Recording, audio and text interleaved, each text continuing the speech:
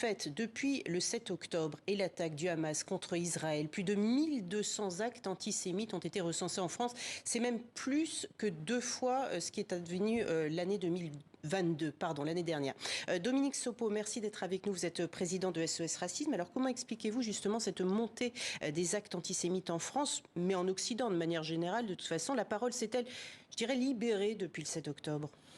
Alors, de fait, à chaque fois qu'il y a des phases chaudes du conflit du côté d'Israël et de la Palestine, il y a eu des montées du nombre d'actes antisémites. Ça n'est pas une nouveauté, puisque lorsqu'il y a eu notamment, par exemple, la deuxième intifada, ou les bombardements israéliens sur Gaza en représailles aux attaques du Hamas déjà en 2009 ou en 2014, il y a eu comme ça des montées du nombre d'actes antisémites. Donc ça n'est pas nouveau. Non pas que les gens deviendraient antisémites parce qu'il y aurait une phase chaude du conflit, mais tout simplement parce que ça autorise quelque chose, ça excite quelque chose. Et on avait aussi remarqué d'ailleurs, et c'est une dynamique que l'on remarque dans les phénomènes de haine, c'est que lorsqu'un groupe est attaqué, paradoxalement, ça va entraîner une augmentation des agressions contre ce groupe.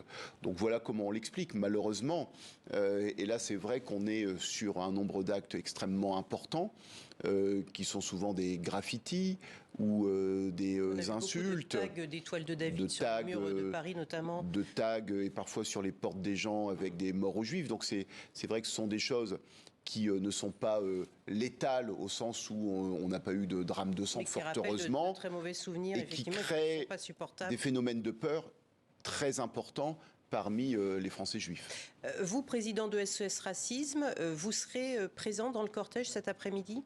Oui, nous avons appelé à manifester contre l'antisémitisme.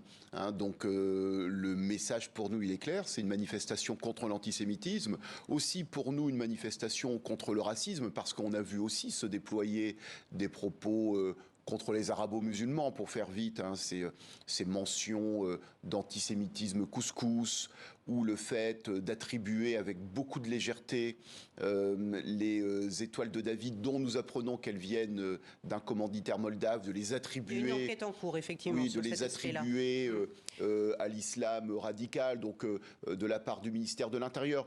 Donc il faut faire attention quand même aux légèretés, voire aux malveillances qui circulent dans la période, parce que le moins qu'on puisse dire, c'est que ça n'aide pas. Et nous y serons aussi pour dire que le RN n'y a pas sa place. Alors justement, parce que c'est quand même un problème, évidemment, sérieux. Dominique Sopo, hier sur notre antenne, dans l'émission internationale, Ronnie Broman, ancien président de Médecins sans frontières, a lui expliqué pourquoi il ne sera pas à la manifestation cet après-midi. Je vous propose de l'écouter. Ce qui me choque dans la réaction qui est en train de se produire, c'est qu'il y a une marche pour les Juifs. Il devrait y avoir une marche contre toutes les formes de racisme. Je considère, moi, que l'antisémitisme est une forme particulière de racisme. Donc vous n'irez pas manifester ce dimanche à Paris? Non, je n'irai pas manifester ce dimanche, parce que je trouve que c'est totalement déséquilibré et que dans le contexte actuel, c'est plutôt une marche en soutien à Israël qu'une marche en soutien aux Juifs. Car Israël, aujourd'hui, met en danger les Juifs. Je recommande aux lecteurs qui pourraient être curieux un livre de Sylvain Sipel qui s'appelle L'État d'Israël contre les Juifs, qui explicite très bien cela. Israël nous met... Moi, je suis juif. Je considère qu'Israël me met en danger. Israël est non seulement l'endroit où les juifs sont le plus en danger au monde, mais Israël met en danger les juifs du monde. Votre réaction, Dominique Sopo, à ces affirmations? Bon, je suis en désaccord avec ce que dit là Ronnie Broman, dans la mesure où expliquer que c'est une marche en soutien à Israël, non, c'est une marche contre l'antisémitisme. Mais son appel de vœu qu'il faudrait une manifestation contre le racisme en général et que l'antisémitisme n'est qu'une partie justement de ce racisme. Alors, deux choses. D'abord, la flambée d'actes de malveillance est une flambée d'actes antisémites dans ce qui est recensé. Il y a aussi une montée du racisme. C'est pour ça que je disais que, pour notre part, nous appellerons aussi, nous manifestons aussi pour contester cette augmentation ou cette libération d'une parole très malveillante vis-à-vis des populations arabo-musulmanes. Nous avions, en tant que société civile, essayé il y a quelques jours, justement, d'initier une marche de cette nature qui aurait pu réellement réunir tout le monde, au-delà de se faire plaisir et d'appeler à une telle marche, ce qui est toujours possible. Les conditions, je ne développerai pas plus. n'étaient manifestement pas réunis. Et donc cela ne s'est pas réalisé malheureusement.